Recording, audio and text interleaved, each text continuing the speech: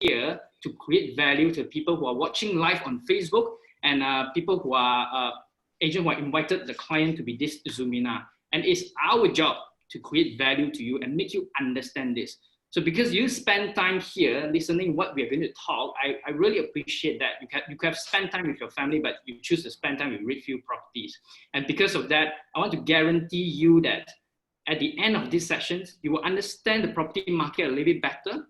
You will find it very informative and very useful and purposeful. So without further ado, I would like to show you some slides about what is happening to the market. And John Lee will be here. That I will ask him some very hard questions that the public has been asking, but there's no answer for that, right? When I asked him, because he said he's in this industry for 16 years, right? So let's test him whether he's a real one or fake one, right? Now let me give you let me show you my slide. Wait a minute. Yeah, I try to share my slide. Right? Can everyone see my slide? Yep. And now, what do you expect today is the first half of the session will talk about property market, and we always believe that the question is that whether should we buy now or should we wait? That's the question. But before we go to that question, we want to understand the property market a little bit better. So I just want to give you a quick overview of what has happened, right, for the first half of the year. Now, before COVID-19, this happened. Malaysia government collapsed in 2 years. You know, we used to be a government who is in power for 60 years. Suddenly came in the new government. Then things happened. To be honest, that time I don't know what happened. I don't know why this government suddenly disappeared and the new government came in. Then because of this, right, after 2 weeks, he made a very beautiful announcement that everyone on holiday for 2 months and 3 months, that Malaysia announced a movement control order. And because of the COVID-19, not just Malaysians are facing, China are facing, Italy is facing, US is facing, everyone is facing, the whole world being locked down. And because of that, a lot of things happen. First half of the years, even you are being locked down for 2 months, let me tell you what happened. Malaysia Airlines asked the staff to take unpaid leave. A lot of negative news. The G Tower Hotel being shut down, and a lot of small retail businesses are being shut down right now. If today you go to SS2, you see a lot of bubble tea are being shut down, you know, and the hotel are being shut down at the moment. All these are very negative news while we are being locked down at home, right? He made an announcement to stay at home. That's what happened, right? And this is the first time ever I heard. I asked my mentor, who is a 68 years old, he said, first time I heard the oil crashed and negative $32 per barrel. I've never experienced this before. We are actually in this crisis and see a lot of things that have never happened before. And it really changed the way we do business and changed the way you live your life. You know, so that's what happened. Now, I also want to highlight about that because businesses are being shut down. I think the job market will be the hardest hit. Now, when I read the news about, hey, we have existing 500 unemployed individuals that's happening right now. Now, I want to talk a little bit more about this because this will affect the property market a lot. So what happened is I did the research about Malaysia unemployment rate. Let's take a look about 20 years Malaysia unemployment rate. Now, if you look at the peak, right, there are two peaks here in the past. The first one was in 1998, 1999, where that one is financial crisis, where we hit about 4.5%. That was the highest in 20 years ago. The second one was in this 2008, 2009. That is a US subprime crisis. We hit about 4%. Now I want to take a guess. Where are we right now? Where are we right now in 2020? Now, if I can show you that, we are actually the highest in the history for the last 20 years. We are actually at 5%. Now, I want to show you a little bit is that unemployment rate, the trend is like that. You see the growth is like a sharp peak. It's not like a slowly increased kind of graph. I think if a slowly, the graph is increasing, I think everyone is suffering. But the recover period is like less than a year, then the unemployment rate figure will drop. Now, I would like to ask this question to John. Listen, John, you are here and you say you are 16 years old. Let's test him out. Now, John, I want to ask this question. Is 5% a very unhealthy numbers? And where are we right now? Do you see Malaysia unemployment rate will increase to 6%, 7%, or 8%? And where is the recovery signal that the number will drop? Okay, that's a good question. I think number one, I just want to go backwards to kind of set the tone to answer this question. And it is those graphs we just showed just now, the oil price dropping and all that, right? You all got to understand, right? Whatever is happening right now, it is not a Malaysia problem. Malaysia has got problems, but whatever is pushing this down to a very sharp dive, it's a global issue, right? It's a global issue. You can understand that perspective. Why oil price dropped down $35, negative $35, which never happened before in the history of mankind, is because for 2 months, the whole world, nobody is using oil. That's it. So it's a global issue that's happening. Now, the unemployment rate that we see in Malaysia right now, to me, I think it's not over yet. I think we will see increase in unemployment. And the fact is very simple. There's no business in this world or in this country can run and operate on negative or zero cash flow. Meaning you cannot run a business with zero revenue. And we see that in the past 2 months, in the month of March and April and early part of May, a lot of business were not allowed to run. They were shut down. And there's no cash flow. The backbone of this economy, of this country, is the SMEs, the small, medium enterprise businesses. They are the majority of the employers in the market. You see the stock market, that's a different league. That few companies are those that will not be 100% really affected. But the SMEs, there's no index here measuring SMEs, you know. There's no stock exchange for the SMEs because the SMEs is privately held, privately owned.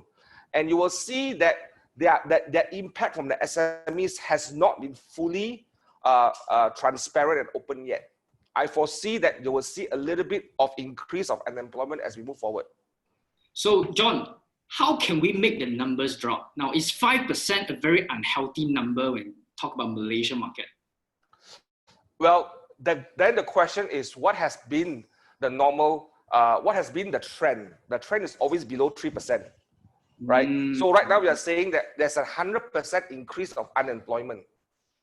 Right? Almost 100% increase on unemployment. Now, if you're up at 6-7%, there's some economists or global reports citing that Malaysia may hit up to 6-8% of unemployment.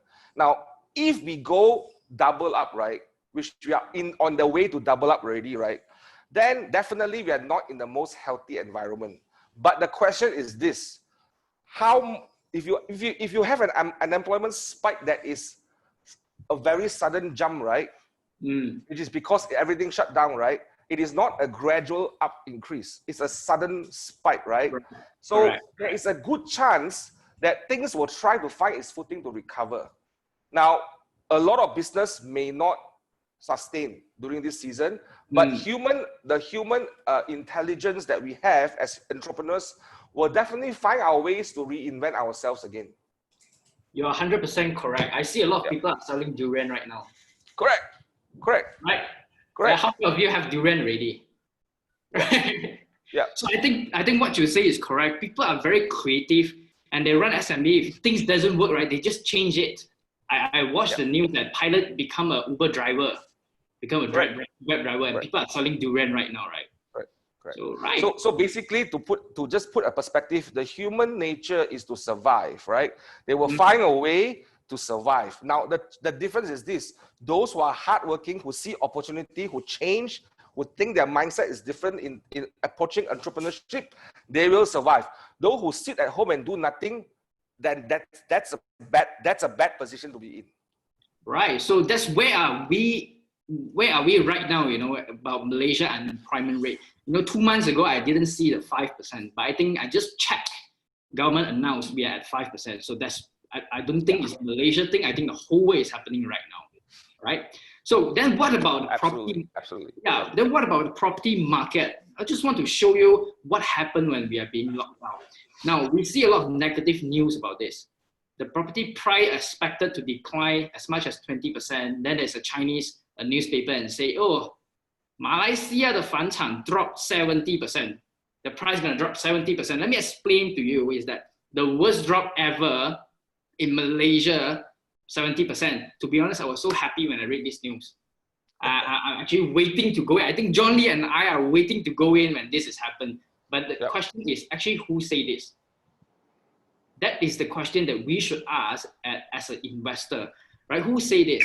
Then when I do some research about this person, he actually came out with a lot of articles since 2012. I don't want to mention his name or even show the picture because you can Google it. Now, his opinion and prediction about this since 2012. He said Malaysia is in a bad economy, expect the property market to drop further. Then 2017, he said we are heading to financial crisis. 2018, he said we are in property bubble. By the way, nothing has happened, to be honest. In 2019, that's happened. In 2020, he said the property price will drop 70%. And I would really want to know who is this person and why he said that. Now, John, I want to ask this question. Now, a lot of negative news talk about the property price will drop in Malaysia. I want to ask you, as a property investor, if you want to be a smart property investor, do we hear property gurus' opinions, or do we look at the numbers and we look at the data? That's a very good question. I think in my journey of investment, I look at role models. Okay, because whatever I want to learn, right, I want to learn from the best. And in the realm of investment, there's this famous saying that probably everyone in this group would know by this famous rich guy, probably one of the richest men in the world, called Warren Buffett. And there's a reason why he's the richest man in the world, because he believes in this concept. When everybody is fearful, be greedy. When everybody is greedy, be fearful, right? In any crisis, right, there is opportunity. Now, the challenge is this. There is no, in this season, let's just talk about this season. Now, there's a whole list of things that you said that person said for the past 7, 8, 9 years. But let's just talk about this year here right now in 2020, right? What has happened is, like, if you all remember this movie called Deep Impact many years ago, about this asteroid that suddenly hit planet Earth and the whole world stopped. Well, that's a good depiction or illustration of what has happened to Malaysia, to the whole world. The asteroid is called COVID-19, and it has stopped the whole world and changed the way we do things and live. Period. There is no economist, there is no textbook, there is no professor, there is no PhD holder, there is no highly educated person in this world was prepared for this. Correct. None of us was prepared. There was no incident like this that happened in the modern day of today. The school didn't teach me how to handle COVID-19. Correct. There is nothing. So nobody today, I think, earned the right to say what's going to happen after this. I don't see that happening. But I see people giving opinions based on factual data. So the difference is this. You either have a valid opinion or an invalid opinion. The valid opinion comes with data, facts, substantiated by patterns that they see, true trends, and people's behavior. An invalid opinion sometimes is what I think, I feel, I see, I wonder, right? That's invalid. So for someone to say, oh, the property market will crash in 50%, will crash 60%, 70%, I would ask that person to illustrate or at least clarify for me, how did he come to that big number, 70%? Which is or 10% or 20%. Number, right? I don't think anyone can. Right. So actually, number is important. To look at the number, to look at data. So when it comes to property investment, the market is so huge. We don't just hear people's opinion. Everyone can say everything because talk is cheap, right, John? Absolutely. Very cheap. Everyone can say anything, but as a property investor, we need to look at numbers. Now, since numbers and data is important, I just want to show you what happened, how was the performance last year, and what happened to Malaysia. And let's look at the numbers a little bit and understand a little bit about government policy and how it runs. Now, I want to ask this question: how big is the property market right now? How big is the property market? Now, in 2019, the total value transacted in Malaysia was 141 billions, and the volume is 328,000 units being transacted. Now, their question investor will ask, oh, so mean to say almost 330,000 units transacted, are they residential? Are they commercial? Are they industrial? Now, when I ask question again, like, what is the price range for all this unit being transacted? I want to know, is it 100% residential or 100% commercial? Because that will help me to understand to invest property market a little bit better. That's where I come from. That's where we are here to show you the numbers, right? Now, let me show you the next slide about this. Property transaction last year, just now we mentioned that 328,000 units being transacted in 2019. But the question is, everyone is saying last year the market was so bad. But when I look at this data, I got a very burning question I would like to ask. 328,000 being transacted in 2019. It was higher than 2016, 2017, and 2018. But last year was pretty bad. But the question is that why the transaction is higher than 2016, 2017, and 2018? John, actually what happened that year? In 2016, why suddenly there is a big drop? From 2015, there's a big drop, the transaction so less.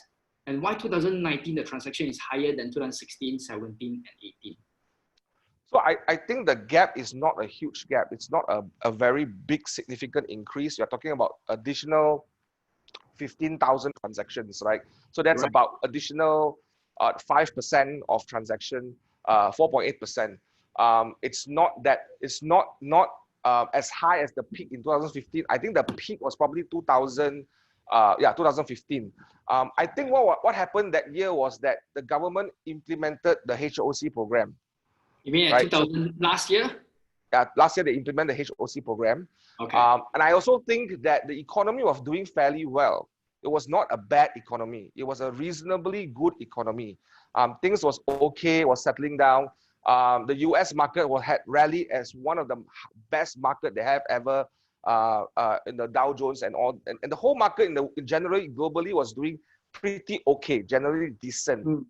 And it's coming off. And I think 2015, 16, 17, there was a lot of uncertainty in the political situation in the government in Malaysia. Policy was not very clear. So I think 2017, 18, 19, where the new government came in trying to establish certain good policy, trying to invite more, foreign direct investment to come into the country to invest. And they did certain things that will help the economy better. I believe that the stability of the economy was a little bit better than 2017 and 18. That's why 2017 and 18 was not the best economy for us due to the uncertainty of what's happening in the country. But I think as things are beginning to settle down, investors start coming back in, jobs were created, I want to invest more businesses here and all that. So I see that probably as a key factor that drove a demand up. Right. That drove demand up. I see. So what I can capture from you is that because 2019, the government introduced the HOC and they helped up to push up the transaction that's happening, right? Correct. So that was the HOC contribution for that. Oh, awesome, cool. Now, investor will ask this question now, 328 units transacted last year. What is the price range that are being transacted? And what is the property segment sector in this transaction? Now, let me show you some data for the investor or for the audience to understand a little bit better about the transaction. Now, if you look at your left-hand side, let me bring out the pointer, your left-hand side, this area, right? You will realize that majority of the transaction, the price range is actually below 300,000. Then followed by 56 total transaction is between 300,000 to 500,000. Then followed by 500,000 to 1 million. Then above 1 million is only 18 transaction that's happening. I think this one is quite straightforward for me to understand, but you will see a lot of transaction that's happening below 300,000, 3 to 500,000, and these two segments, yeah. All right, so I will just move on to this. Now, we want to understand total transaction that is happening, 328,000 transaction that's happening. Are they all in residential? Are they all in commercial? We want to understand that. Then based on this data from NAPIC, by the way, all this number I didn't pluck from the sky, it's actually from NAPIC. We just explain the information to you to help you understand a bit better about the market. Now, we have about 63% total transaction is actually in residential. Then we have about 7.8% in commercial, industrial, agriculture, and also land. Now, if you look at this, if you look at this one, if you look at this graph, there are different investors in a different segment, in a different sector. The majority of people are in residential. There are some people, they don't like residential unit anymore. They go into commercial. There are some people invest in industrial. Their developer always like to buy land. Now there's a different ball game in this area. Now, this is a very interesting topic that we are talking about overhang property. Now, actually, overhang property has been happening for the last few years. It happened in 2015. Then it comes to 2015, we have about 10,000 unit overhang, and the value is about 4.9 billion. Now, then the next year, 2016, we have 14,000. Following year, almost double up, it's about 24,000. Now, 2018, we have 32,000. Now, the oversupply keep happening. But something happened in 2019 that the numbers dropped. Now, I would like to ask this question to John. Do you see this number will keep going down for the next few years? And do you see Malaysia, a market, we are still having this overhang issue? And how long does it take for the market to absorb all this overhang property? Yeah, that's a good question. I think real estate investment, it's a very simple concept. It's not complicated. It is about understanding supply and demand in the market, right? It is based on supply and demand. And I will go back to history a little bit. During 2013 or 12, that was when the house price index was the highest in terms of price increase. That was the hot market in 2012, 2013. And right. All the developers were very, what we call, hyper motivated and hyper charged up to build as much as they can. And especially they went very high into the upper end market product. Very gung-ho. They tried to develop high-end products in location that didn't have high-end products. Right. Last time, high-end products is very simple. It's either it's in Bangsa, it's in Damansara, or some parts of Mont Kiara and all that. But then now, let's build high-end products from JB all the way to Ipoh, right? Mm-hmm. Because they felt that there was a market there. And because real estate is very what we call a non-transparent market. There's not enough data to tell us the actual supply and demand, right? Yep. So it's based on transaction that happened in the past. So the developers were very over positive or very enthusiastic about the market, and because of that, I think they built a lot of products that was not matching the affordability of the demand. There's a very high demand for properties in Malaysia because everyone still wants to own a property, and the average age group in Malaysia is about 28 years old, very young population. So a lot of people are still looking for their first homes or first investment home, right? So I think what has happened here is that those 2015, 16, 17, and 18 are overhang properties of those properties that were developed or built that couldn't match the affordability of the demand. And I think right now, all the developers are adjusting that right now. Because real estate, you cannot adjust their business model overnight. It takes 3 to 5 years to develop a development. Right, I've got to finish this, then only I can think about the new development that I want to build. Right, so I feel that a five-year cycle will see that we will gradually see the overhang come down in the next 3 to 5 years as we go along the way. And the HOC was the one that pushed the buyers, that motivated the buyers to go into the market last year and start snapping up homes because they save money. Yeah, because HOC also make the price become slightly cheaper for people to come in. Affordable, right? My cost of entry is lower. Now, as I said, 69% of the people, the average age is about 28 years old, 29 years old. That's the average for Malaysian population, right? And not everyone in this category has 60 to 100,000 ringgit in their pocket to go and buy a property. All right. Because if you want to buy something right now, you need that 50 to 100,000 ringgit from paying the down payment, paying your legal fees, paying your stamp duties, loan stamp duties, loan agreement fees, and some renovation or repairs, right? 50 to 100,000 easily right now. You need cash. So this HOC gave opportunity to people to buy properties at a more affordable range and lower cash outlay. It sounds a very good program for the HOC to really help to solve this problem. Right, awesome, cool, fantastic. Now, 30,000 2019, 30,000 overhang property in Malaysia as a whole. But of course, everyone thought 30,000 was in KL, right? But I think I want to show you a chart to understand a little bit better. This overhang property is actually at which stage, and which stage has the highest overhang unit. Now let's look at this chart. Now you can see the highest about 5,006, the second highest, if you look at the bottom, about 5,000, 4,006. Now I want to do activities, I want to do exercise with the audience here, 70 over audience here. Now tell me, which state has the highest overhang unit?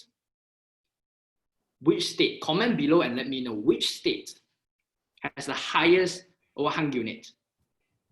I can't see the chart. Let me see. Comment below and let me know. So Kelvin say Johor. A lot of people say Johor, Johor. Do we have others answer? Have Johor, right? So cool. Now let me show you. What was the highest state? Now, you are 100% correct. The number one highest state is Johor, followed by Perak, Selangor, Pulau Pinang, then only Kuala Lumpur. Now, Kuala Lumpur only 2,600 unit overhang in that area. So the 30,000 is not in KL, by the way. So because everyone was expecting that, hey, KL got a lot of overhang unit because a lot of development going on right now, I'm expecting the property price to drop, right? So that doesn't really happen, right? So cool, let me move on a little bit. Now I want to talk about a new launch. So now every project that is new launch, we want to understand how many units being sold and what is the percentage that the developer cannot sell. Now if you look at the terrace house, right, we have 70, when they launch, right, we have 74%, close to 75% unit being sold. Comes to semi-D, low cost, high rise, and also others. Now if you look at high rise actually has the highest percentage that the number being sold. I think number one thing is that people probably buy condominium is because the lifestyle they change. John, what do you think? I think it's also the behavior of consumer today. Now, if you want to buy an affordable landed house, it's either in not the best area, or it's very far away, or it's a very old house. Right? So that's the reality, right? You cannot get a 500,000 landed house in PJ, brand new. If that product is there, I think everyone here will buy one right now. I will buy 5, right? But there isn't, right? The feasibility of that project doesn't exist. So they will have to look at either they go outskirt, or they go different location, or they pay more money, right? So then the next best option is this. What is the best option? High rise. I want convenience. I want flexibility to move around. I want to be in the center of everything. I want to be near to work. I want to be near to my family, or whatever that reason is, the behavior will shift. And as you go into a more populated metropolitan area, land becomes scarce, right? So high rise becomes more profitable for developers to build, and it's a better option. And we are all used to it. We want facilities, we want lifestyle, we want convenience. I don't want to do gardening anymore. I don't know, John, I don't do gardening. Do you do gardening? I wash toilet. You wash toilet, so you don't do gardening, right? So we don't have time to do all this stuff. So that's when I think the living style of living in a high rise becomes the new norm. And you see that everywhere around the world in major metropolitan area. High rise become the trend of lifestyle because it is convenient, it is in a good location, and I like that kind of lifestyle. It's a fast-paced lifestyle. So I think that's what's happening right now. Right. I really like condo. I really like service apartment because it's so convenient. You know, I can easily go to my swimming pool. So when people buy, I realize that in the journey for 7 years, I realized that people buy apartment or condominium is because of lifestyle. A lot of them, they are actually young couples or young family. They like that kind of lifestyle. And don't forget one major thing, security. 100% you're right. Security. Right, cool. I want to shift gear a little bit and let's talk about the interest rate. Now, interest rate is a very big topic, and before I show the chart, I want to ask this question. Now, within a year, the Bank Negara announced 4 reduce about the interest rate. Now, let me show you this a diagram that to help people understand a little bit better. Now, OPR drop. It was last year May, the Bank Negara announced OPR drop 25 basic point. Then when it comes to beginning of this year, January, they announced another drop, 25 basic point. Then when it comes to March, just right before lockdown, another 25. And what happened during lockdown, there's another 50 basic point drop. Now I want to ask this question. What the Bank Negara is trying to do? Actually, what is happening to Malaysia? Why Bank Negara keep dropping the interest rate? Is it a good thing for us or is it a bad thing for us? I want to ask you this question. Do you think our interest rate will drop further? So we have to first understand the reason of all these drops. So Bank Negara is what we call the government or the central bank that governs monetary policy. Now, in a situation where there is threats or there is potential risk of recession or major challenges in the economy, government has a few tools to do something about it, to make things work, to kind of taper down the recession or the challenge so that it doesn't impact everyone so much. And monetary policies are one of them. And interest rate is a monetary policy that the government can do and the central bank can do to make sure that there is no systemic shock to the country's economic or to the banking system, right? So why they are dropping the interest rate right now is because they foresee potentially there will be less money outside flowing in the market. Everybody will be holding money, everybody will be saving money, everybody will be conserving cash. Because now we don't know what's going to happen, right? My job is not certain, whatever is not certain and all that. But then there are some people who has a lot of cash. 100% correct. Right? So now if I put it in the bank, I'm only earning 2%. The current inflation rate, I think is 3% or so. No, John, I just checked. The Hong Leong Bank is 1.6%. There you go. So the reason why they do that is they want you to spend money right now to stimulate the economy. So this is what we call monetary policy, to make sure that the flow and the supply of money in the market remains very fluid, and there is a lot of liquidity in the market. So it is one of the ways for them to kind of make sure that there is enough money in the market. Now, Bank Negara Malaysia has actually taken the most aggressive stand, meaning they are already seeing signs that potentially there will be lesser money supply in the market. So they take a very serious, drastic step, which I think that was the right thing to do. You're right. One of the things that very impressive is that they do the 6-month loan deferment. I think only Malaysian is the only country that do this, and other countries are modeling us for this. Correct. I think that helps a lot of people. It helped me. It helped a lot of people who lost the job during this season of time, right? Correct. Cool. So you haven't answered my question. Do you think the interest rate will drop further? I foresee potentially maybe 1 or 2 more cuts.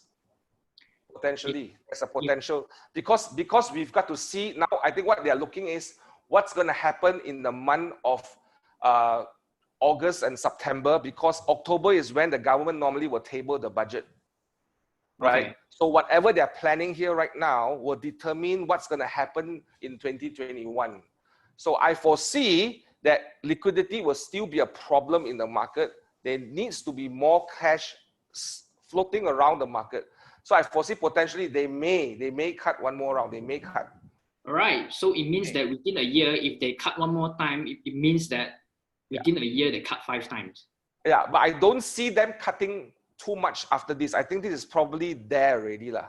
It's probably about there. If we were still in MCO right now, then very likely they'll be more aggressive. But now they've opened the markets already. People are trading. People are still transacting. People are still doing business. There's this flow of transaction going on. So I think they will have probably tapered down on the cut. If they want to cut, I believe 1 more round, most 2 rounds, the most. Interesting. If they cut 1 more time, to be honest, it will be the lowest in the history. And I want to show you this chart. Now, the lowest was in 2009. Then after that, the interest rate increased. Can you see in 2010, it increased all the way. Then 2020, it dropped again. And within a year, they announced 4 times OPR drop. And if let's say whatever John prediction is correct, then it will be the lowest in the history in Malaysia. Our OPR will be the lowest. All right, cool. Let's see what happened next month or the following month. I don't think I'm going to talk about this. Now, I want to talk about opportunity, John. Now, we know there are a lot of bad things happening. To be honest, I'm a real estate investor. You're a real estate investor. Are you in fear of buying property during this season of time? I am excited. I am looking for deals right now. I am going out there and hunting for deals to see what are they available for us to buy. As I said, when everybody is fearful, it's time to get greedy. This principle that Warren Buffett has been using for the past, I don't know how many years, has yielded him very good returns. And I think there is a logic behind it. A lot of the reason why people are fearful is because they don't understand. But John, unemployment rate is so high, overhang unit is a lot, but I'm still scared. But why you are so excited? Can you tell me about your mindset? I think if you understand where the overhang today, it's in places where they shouldn't be built, or they are built in a product that that is not matching the market demand, right? So there is still population growth, there is still demand, there's still a lot of young people haven't owned property yet. So the goal is to find what kind of property that is suitable for the current market and the future market as well, and that is at a good value. Right. So that's the idea. You need to understand what the current market will buy, or they would like to stay, because they're either your tenant or your buyers, and what are the buyers' behavior 5 years down the road, right? How they behave, right? So what kind of investment would you go into, or what kind of product would you buy, has to fit into those categories, where the lifestyle, the convenience, the location, the opportunity, and the current entry price. And I would look at the deal where I can pay the lowest down payment I can, because more cash in my pocket is better than more cash in other people's pocket. 100% correct. Now, what I heard from, what I captured from you is that you were saying that you must understand where is the overhang issue that's happening in which state. Right. And it is very important for you to do some study and to understand some information before you go into property investment. Because if you don't know what you're doing, it's so risky. Yeah. Now, when someone asks, when is the best time to buy property? I think the best time to buy property is now, but it may not be the best time for you to buy property, because you might be the 5% of the unemployment rate person. Correct. The time is correct, but maybe you are not in a good situation to buy property. Can I add something also? I think you also need to know why you are buying and what's the purpose and the outcome you want from buying this property. I give you an example. In 2008 and 2009, during the crisis, that 1 year I bought 4 properties in 2 months. I went in there, I looked for opportunities, I negotiated, I got the deal. I even bought, I think I bought properties from developer as well, where I went in and I negotiated and I got a very good deal. Fantastic. Right. So the thing is this, you've got to go out there and start looking. This is the time where you have more opportunities to find. In the good market, you have less opportunity to find. Does that make sense? All right. Makes sense. So when the government says stay at home, are you saying that which home to stay, right? Because you got so many properties. Correct.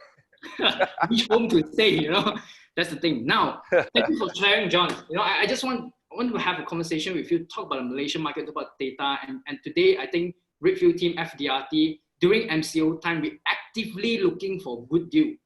We're actively looking for where is the opportunity, because we understand the principle. When the crisis comes, there are a lot of opportunity. But the question is, everyone say there are a lot of opportunity, but where?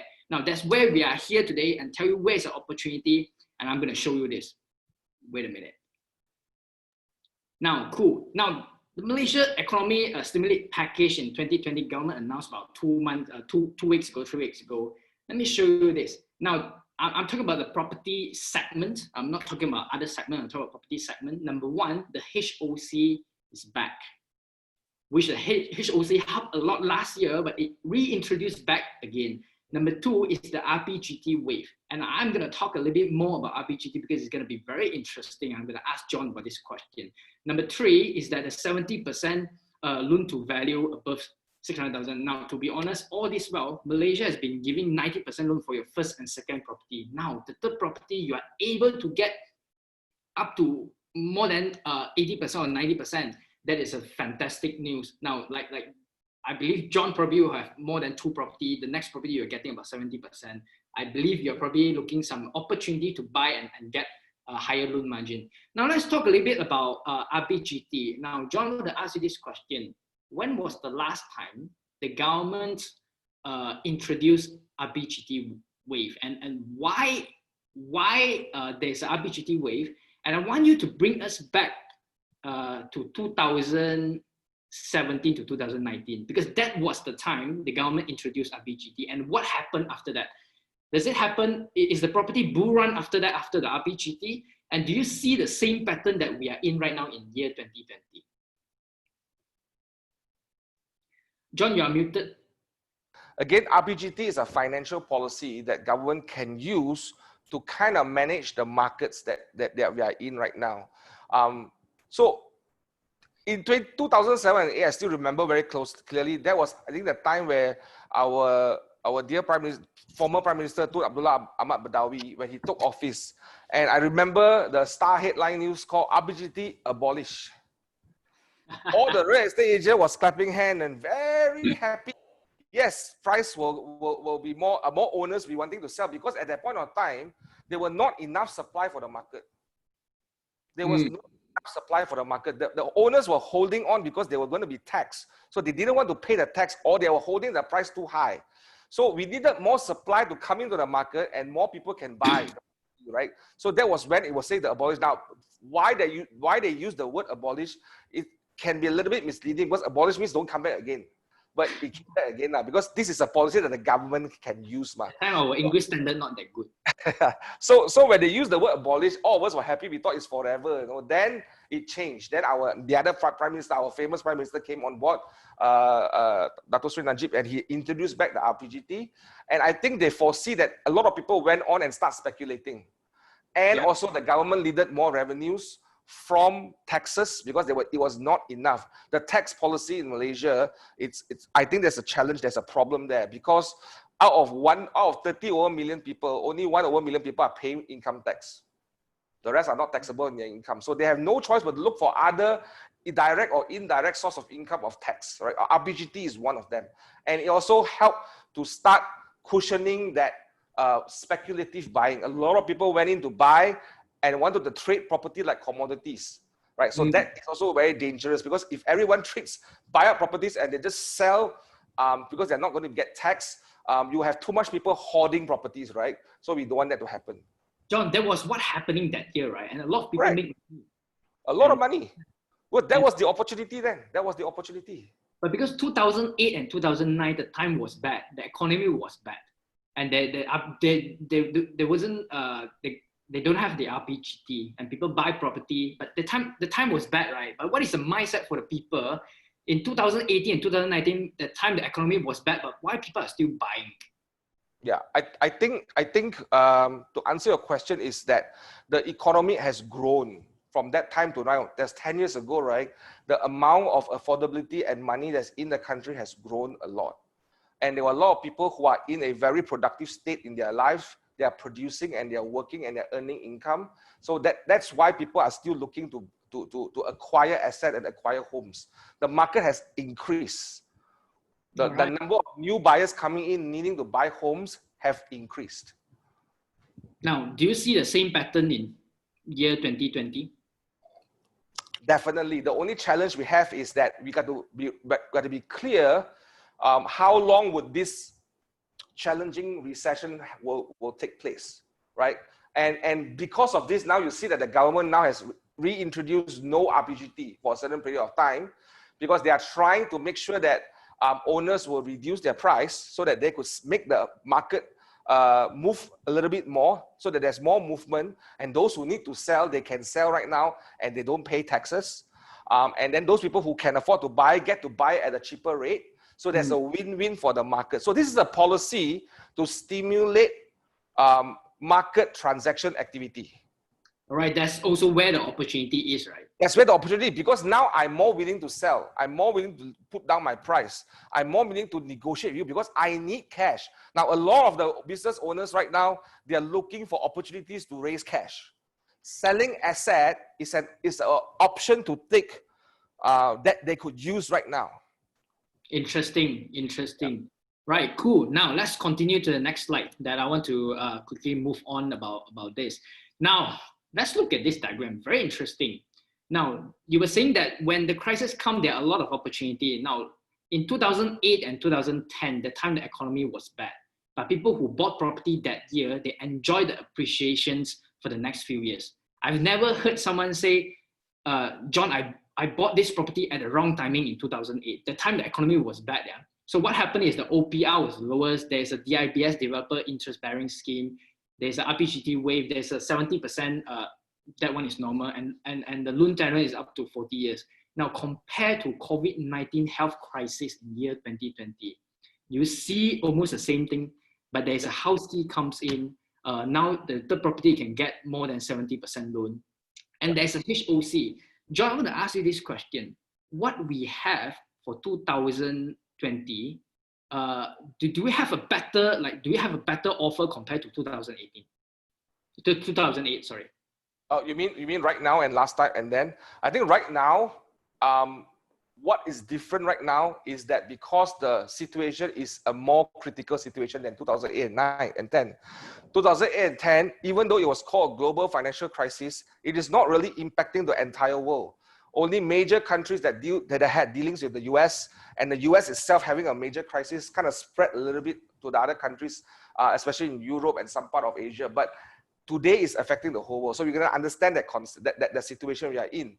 But having said that, because of that, right now, the government has learned from the past history, right? Yeah. Policymakers, they learn from history. They study history to decide current policy. They see what happened during crisis. This is what they did.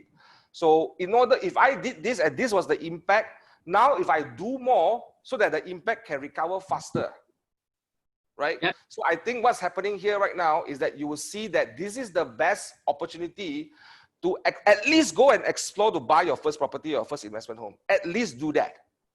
All right. All right. Don't decide to buy today, tonight, but at least go and explore and look at options right now. This is the best time to look at options right now. The minute when the market recovers, right, all these things doesn't exist anymore, that's not the best time. This is the best time to explore, study, be a good student on the market, and look at opportunities. Correct. Right now is a good time to be a good student. And to be honest, during good time, we don't see all these things happening.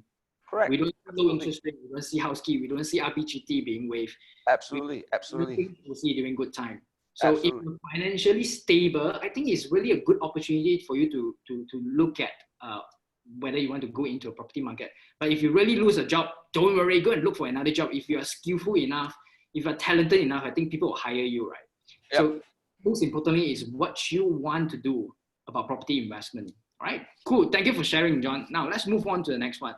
Now that's the opportunity. Now I want to highlight a little bit one of the opportunities that we look at, because my team and myself actively looking for opportunity, because that's where we create value to our client. Now, one of the programs that we come across is called Easy Ownership Plan. Now, what's so good about this, and who should entitle this plan? To be honest, all Malaysians are entitled. If you have more than 2 property, by the way, you're not entitled for this plan. And let me tell you what's so good about this. Now, this house key program, number 1, is 100% financing. Now, in Malaysia, you can only get maximum 90%. But during this amount of time, you can get this house key at 100% financing, meaning to say it's 0 down payment, you don't need to pay anything. And number 2, like what I say is 0 down payment. If your property is about 500,000, you don't need to pay anything at all. You save your down payment. And number 3 is 0 interest during construction. And I come across this are very interesting, because in 2008, there's a DIBS where you don't need to pay anything. For example, during DIBS 2008, that time, people just pay a booking fees and a little bit down payment, and 3 years they don't pay anything. When the moment they got the key, they sell and there's no RPGT. That's how they make lots of money. But now for this program, 0 interest during construction, because for a property for you to build, it takes about 4 years, and 4 years easily about 40,000 just for the interest to the bank. Then we move on to the lowest repayment. Now, conventional loan and house key is about 30% different. If your property is about 200,000, your property is about 2,000 per month, you're probably looking at about 1,700. That's the difference that you're looking if you go with this house key, if you are eligible. Then lastly, you can lock in the price today. Now, this program called Rent to Own. You rent first, then you own later. And I find this campaign is quite interesting. Mean to say, I'm not sure whether I want to buy this house. I can go with this program and I stay there first. If the property price is 500,000 today, And 5 years later, if I decided to buy, I won't buy at the market price. If the market price is about 700,000, I can buy back the price today. So this program helps you to lock down the price today, and I thought it's really interesting. So if any of you are interested about this opportunity, either talk to your agent and say, hey, how can you be entitled for this? Are you eligible to apply this to buy your property? Now, number two, I want to talk about the HOC. That's where the opportunity is. I want to use a little bit more time to talk about HOC. Number one, HOC last year sold about 23 billion worth of houses in 2019. If you look at here, total about 31,000 residential unit being transacted. And we surpassing the initial target of 17 billion. So when they set up HOC is to clear 17 billion worth of value property, but we surpassing it 23 billion. So it was very interesting about this because HOC, what's so good about HOC? Because it saves a lot of cost. And I'll explain to you a little bit better about this. Now, when they reintroduced HOC 2020, the home ownership campaign, is that what the criteria and what the benefit, and I'll go through that with you. Number one, this one is only for residential unit. Now, meaning to say, this one doesn't apply to commercial. It doesn't apply to commercial. So if you're buying Soho is you're not entitled to it because it's only for housing development under HDA. Now, if client comes to me and say, hey, John, can you help me to sell my house? I say, sure, no problem. He said, I bought 2 Soho unit. And he say, I bought 2 Soho unit and 1 Soho unit. I say, why do you buy that kind of houses? Because he say it's so cheap. Then he say, I comes to the realization that I'm actually 所在 because he bought too much of this kind of non-HDA property. And right now it's a bit difficult for him to sell. So HOC is only for residential, yeah, just to make it very clear. Now, number two, let me see. Now, number two, HOC is only applicable to the property price from 300,000 to 2.5 million, all right, before 10% discount. And lastly, HOC, the sales must be directly from developer and not applicable to secondary market. Now, there are a lot of people ask me this question, can sub-sale market also come with HOC? Actually, no, it's only for project unit. Only you buy the property directly from developer. Now, and to be honest, in the whole Klang Valley, we have about 120 projects. 120, I think more 100 projects. But not all projects come with HOC. Because one of the criteria is that you must drop 10% price into that, and it must be registered with all these institute, Rauda, Rahida, and also Sheda to approve your project and to be a HOC project. So not all the project got HOC. So if you see this opportunity and if you're looking to buy a property, make sure that project register with all these institute and get the HOC cert. Now, what is the benefit is that number one, you get a 10% discount on the purchase price. Number two, you get a stamp duty exemption for loan. Number three, you get a stamp duty exemption for MOT for the first 1 million. So that helps you to save a lot of money. Let me give you some calculation for you to understand a bit better. Now, if you're buying a property for 500,000 without HOC, you're paying a stamp duty loan about 2,002 and the MOT is about 9,000. And let's say your monthly installment is about 2,001. Let's say based on 4.5%. Right now, it's actually a lot lower. Your first month, you need to prepare 63,000. Now, the question is, how many of us or how many first-time home buyer got 63,000 in the bank account? Don't talk about 63,000, probably 10,000 also don't have. I'm not saying all, but some. That's the reality to Malaysia right now. Now, with HOC today, you save up your down payment, you don't need to pay your stamp duty on the loan and stamp duty on the MOT, and you straight away start with the MOT. You straight away start with the monthly installment 2001. You total save about 61,250 ringgit just for buying a 500,000 property, and that's how much you save for this. And the procedure is that if you go with HOC product, all you need to pay is nothing. You only need to pay a down payment, then you save a lot of cost, and you get to own a property, right? So now, but this campaign is not forever. It's only until 1st of May next year. All right, it's not forever. I'm not too sure they will extend it, but let's see how it goes. That's one of the opportunity that you look at. Now, the question to everyone is that, can you see an opportunity today? Now, we were making a lot of negative news at the beginning, because I want people to understand that when there's crisis, there's opportunity. Now, the question is, can you see an opportunity today? And is your financial stable to go into property market? Now, the answer is really depends on you. But there are two things that you should look at. Is number one is to leverage on the HOC. Number two is to leverage on the house key. Because this one is not so risky, especially house key. Because you have an option to make a U-turn. If you don't want to go ahead and purchase this property, you can just walk away like that. But after 5 years, all right? Because it's an rent-to-owns program. Now, so as mentioned, my team, myself, and the Redfield, we're actively looking for where's the opportunity during this season of time. And we come across this project that come with house key in a very good location. And the property price is actually below 35% in that area, and it's walking distance to MRT and LRT area. Now, let me show you this opportunity, and please don't ask me what project means first, because I cannot announce it publicly. So what happens if you're interested to know more about this, our agent will talk to you. And if you're invited by an agent will tell you the project, but I cannot put it here. I hope you understand. Thank you so much. Now, this opportunity is this.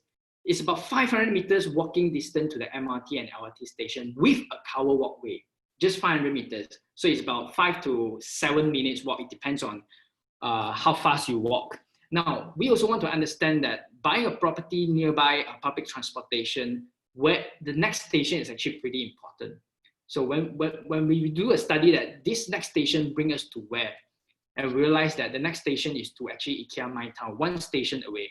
Then the following station is actually to Tun Razak Exchange, which is the financial hub area, whereby there will be a lot of business opportunity happening here. And there's a lot of direct foreign investments being invested in this area. And the next one is Bukit Bintang, which is Pavilion. And the price per square feet in that area, you're looking at about 1,600, 1,800, between 1,600 to 1,008 per square feet in this area. So your neighbor is actually a pretty good area. There's a shopping mall, there's a business area, there's a city center area.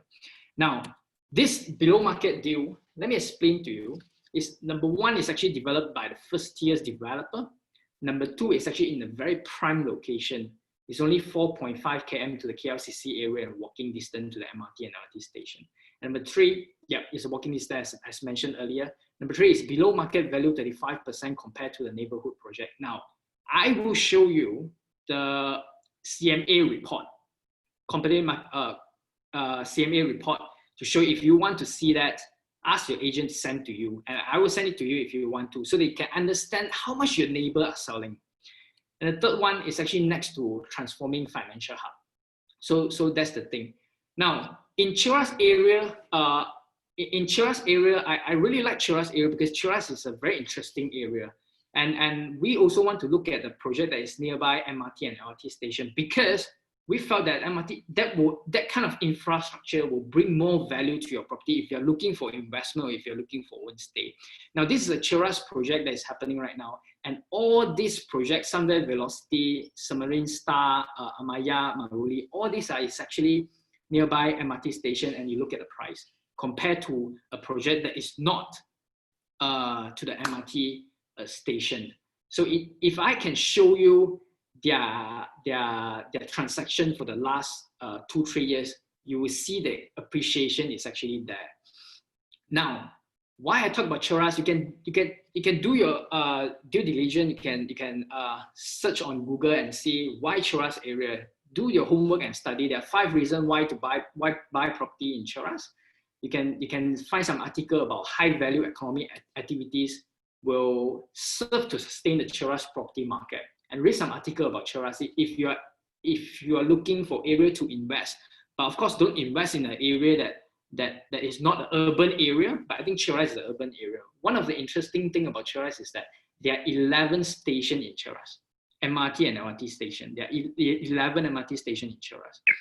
And lastly, you can find some article about the key to Cheras growth and what makes Cheras so interesting, and what makes Cheras to be more sustainable, and the growth is there. So, right. So I actually did some small promotional videos about this project, and sit there and relax. It's about 1 minute. I talk a little bit about the whole area in Cheras.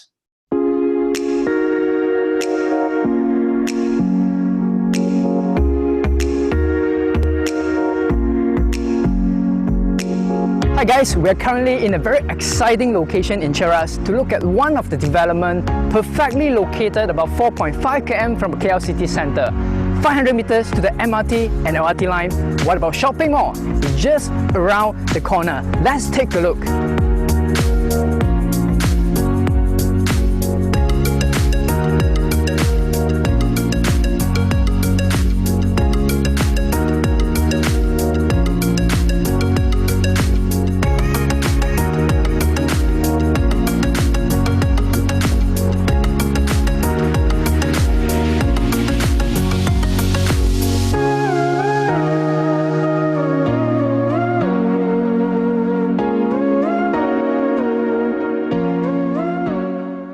So, right, that's it.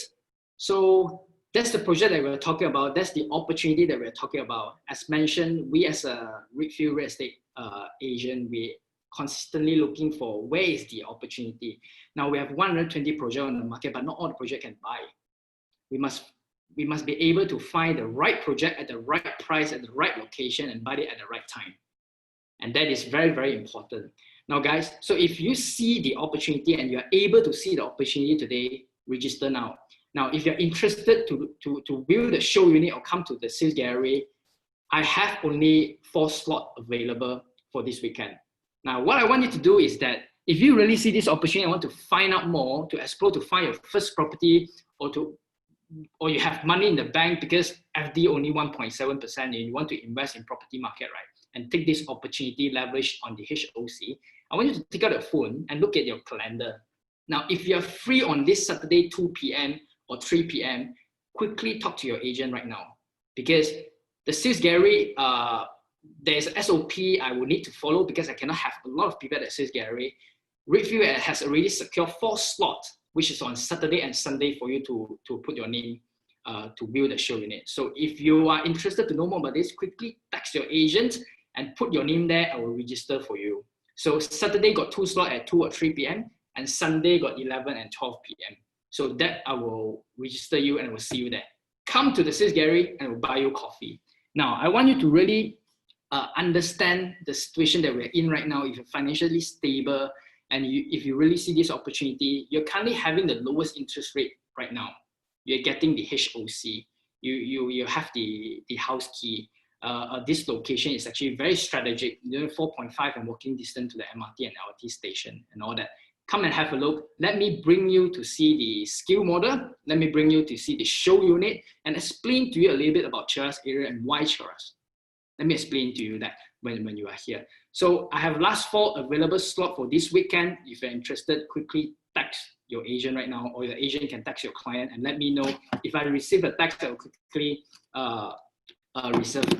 register for you. Now, when I register your name here, when I RSVP your name here for you to see the property, at the same time, your name also entitled to get an MOC incentive. Right? This MOC incentive will not be there forever. That one is for people to get. How much I cannot mention here, as mentioned, this one is a public live. I cannot tell how much rebate is that, but if you're interested, come and have a look and talk to the agent right now. So guys, to buy now or to wait, you decide. But I see the opportunity is here. And if you're an investor today, if you're financially stable, you definitely can see the opportunity today. Now that's my QR code. So if you want to find out more, or people who are watching live, take a picture of this screen. You can always text me. This QR code will directly link you to my WhatsApp. So I will leave here for 10 minutes. I will leave here for 10 seconds. Then we'll stop sharing. Is there any question I can answer?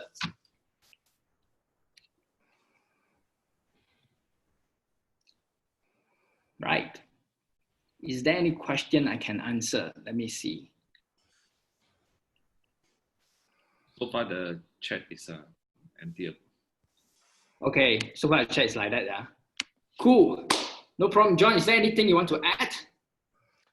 I think I think it's important to really put that effort in right now to start looking at opportunity for your business. For your search for home. I think buying a home and investing in a home, it's the right thing to do.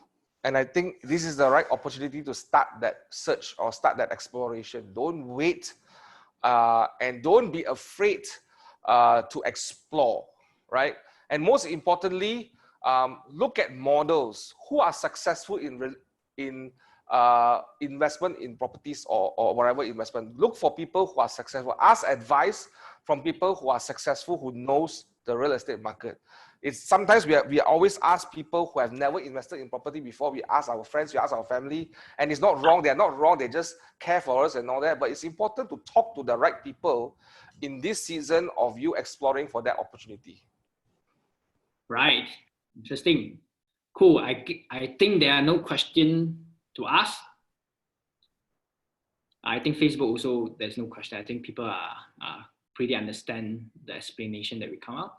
So with that, we would like to say thank you so much for coming. On behalf of Redfield Property, we would like to say thank you for everyone to stay until the end of the sessions. And I wish you all the best and stay safe during this RMCO. And I will see you again. Thank you so much, guys.